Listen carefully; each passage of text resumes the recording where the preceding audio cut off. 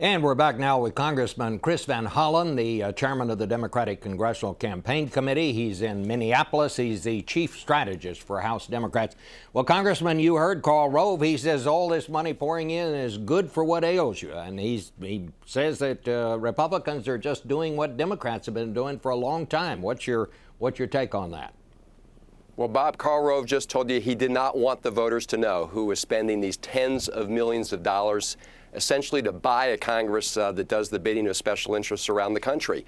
We had a bill in the House and the Senate. It was called the Disclose Act. It would have required all these different interests, whether they're left, center, or right, to disclose, to tell the voters who they are so the voters could exercise their own judgment. Every Republican but one voted against it. In other words, every Republican voted to keep the voters in the dark because they knew that when the voters connect the dots and they see the connection between what these special interests are spending and the special interest agenda that they want to pursue, they don't like what they see. Why do you think all this money is pouring into these groups that are raising money for conservatives and Republicans? Well, it's very clear. What you have is a whole group of big money special interest who had their day. I mean, they ran Washington when George Bush and Dick Cheney and Karl Rove were in the White House with a Republican Congress. In the last 22 months, their power has been reined in, and they want to get back. Let me give you some examples, Bob, of what we did. Wall Street reform. We said we're going to hold the big banks accountable so that no longer are taxpayers left footing the bill for their reckless decisions. Big banks didn't like that. Big banks didn't like it when we said, you're not going to get a big cut of the student loan program, the college student loan program. We're going to give that money directly to students so they can afford college. Multinational corporations didn't like it when we started to close these perverse loopholes that actually rewarded them when they shipped jobs, not goods, overseas. These special interests don't like the fact that their power has been reined in, and they're fighting back by spending tens of millions of dollars to try and buy a Congress that will do their bidding again. It's as simple as that, and that's why Karl Rove and these groups don't want to tell the voters who they are, because voters are going to figure out that they're trying to punish members of Congress who voted to rein them in, and they want to buy members of Congress who will do their bidding again. You know, some people say that when political parties or candidates begin to talk about the other side getting secret donations, it's really the remark of a doom campaign, because that they say you're just trying to shift the subject to something else because you've got a bad economy and you've got a lot of people out of work. I have to say, do you think people go to bed at night worried about secret campaign contributions? Or are they worried about whether they're going to have a job tomorrow? Oh, I think they're worried about whether they're going to have a job tomorrow. And I think they would worry about the fact that the folks who ran the show for 8 years and drove the economy into the ditch and served the interests of some of these special interests, like insurance companies that saw their profits quadruple during the 8 years under the Bush administration, they're worried about going back to those kind of economic policies that helped a few at the expense of the many. Look, there's a reason that this group 60 Plus, for example, which is funded by the insurance companies, is spending all this money. They would benefit greatly from the Republican plan to privatize Medicare. And that's just not a theory. That was the alternative Republican budget last year that was voted on by John Boehner and all the Republican leadership.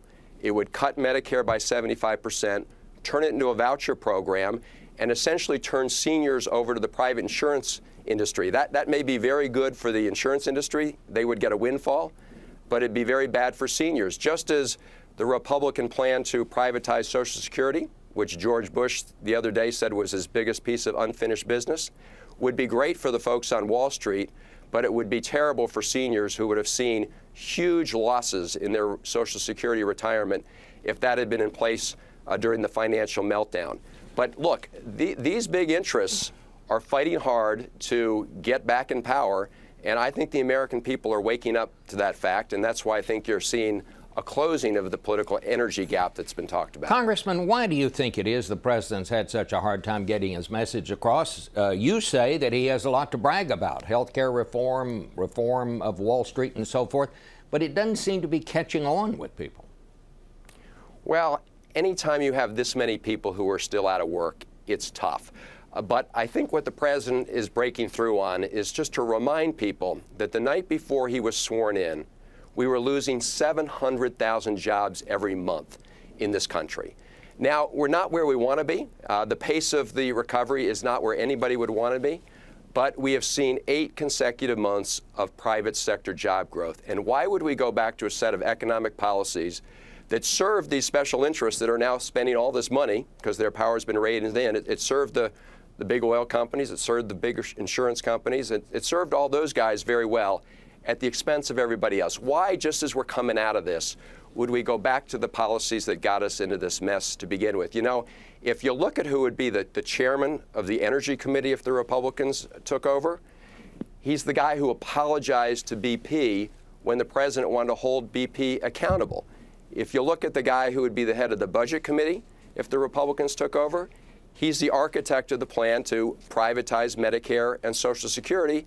And finally, John Boehner, who would be the Republican leader, he's the guy that huddled with the Wall Street lobbyists to kill Wall Street reform and now has said that he wants to repeal Wall Street reform. Well, they will be popping the champagne bottles on Wall Street if these guys get elected. There's no doubt about that. All right. As will all the other big special interests. All right. Be having Very a big quickly, we have celebration. about 20 seconds. What happens on election night?